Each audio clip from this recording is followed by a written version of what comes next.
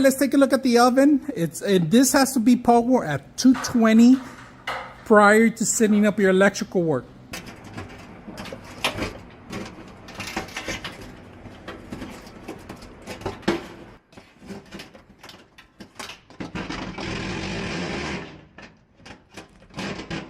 So here we connected the wires, and this label is showing you the colors that you're supposed to put in there so you don't make a mistake. It shows you the green, the black, and then the red. And as you see, we got green, black, and red as shown on diagram. And then you get this cable out here, make sure it's out, this protector cable, along with this infused with silicone cover so it won't get hot or heated. This you have to have plenty of space wherever you're going to run the power from too. All right, so we set up a timer for right now to test it out. We're going to put maybe 150. So you lift the button up. We're going to put 150, and then we're going to put conventional oven. And all you got to do is turn it on and look at the inside. It's coming on. LED lights come on. You can hear the machine running. And of course, we can open it while it's still hot in there. You can hear the fans. Hasn't heated up yet, but it's gonna heat up right now. So we're gonna let it run for a bit.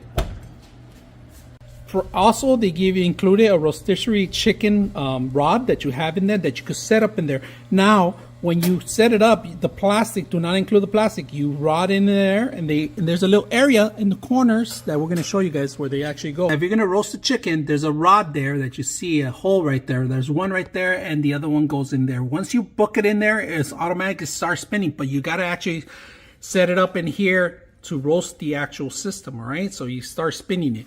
So this thing is actually a beast compared to the older one I have. It's a little bit more difficult, the other one, than this one. I like this dials instead of a push button.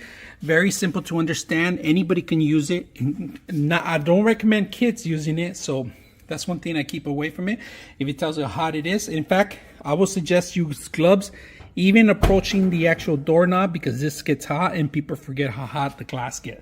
Now, this is a double glass in here, and you can remove that for cleaning purposes too. And there's different methods that included with the manual how to clean the whole accessory. Out of the box, we were able to cook, but first we had to make sure we cure it. When you cure an oven, you burn out anything that has in there.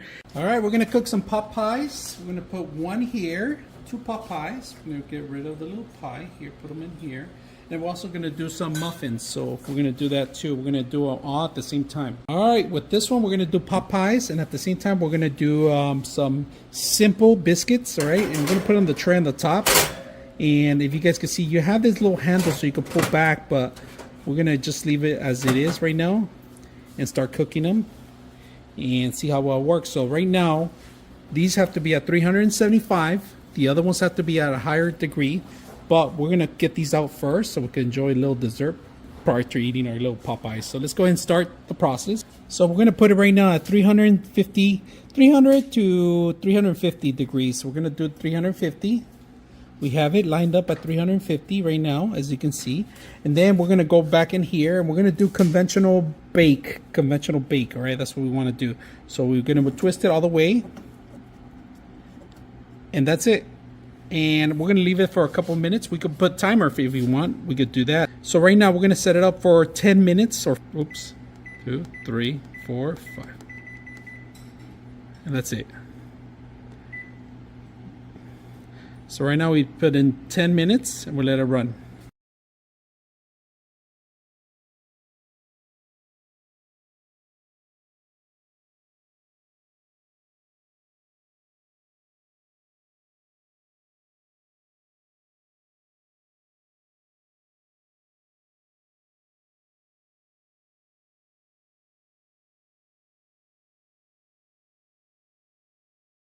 So the timer goes from 2 minutes where we have left, and it goes back to a regular clock so you guys can see it. It cycles between the two. Right now we have 1 more minute. There's a beeping sound. It's gonna turn off the oven automatically. It beeps a couple of times. All right, we just completed the buns, and the cinnamon buns are really hot right now. They're out of the oven, but they're really looking good. We're gonna frost them right now. All right, we're done with the actual frosting of it. They look super beautiful and ready to eat. All right, guys, we just took out the pot pies out of the oven along with the cinnamon buns, and they came out super good looking buns. We're gonna taste them, see how well they are. They're a little hot right now, so we're gonna wait for them to actually cool down. So if you guys can see, you can always test them out by actually poking them up and see how they look. But the cinnamon buns, good, really good.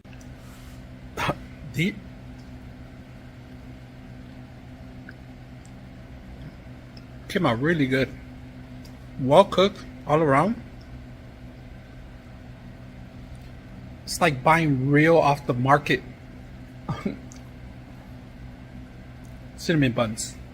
Beautiful. All right, so we tested out the conventional oven. Very easy to install and use. It has plenty of brackets for your needs, all right? You could have 3 or 4 items at the same time heating up. I like the push of the buttons. When you push them up, they pop out, and you go activate them and deactivate them there. You could turn on the timer. You could have multiple timers, heating timers, and your clock at the same time. For the temperature control, it goes to 150 all the way to 500 max, right? On your conventional area that you want, your kitchen, you got to make sure you have the proper setup, all right? When you cut out the actual format, make sure you have 220 on the voltage, all right? I would suggest prior to using it, run it at least for an hour so you could burn off any dust particle or anything out of the box, any plastics and so. And we were very successful in cooking the following things: pot pies and cinnamon buns. So the system is very accurate on the heating part of it. And it's very simple to install if you have the power. So I hope you guys enjoy the video.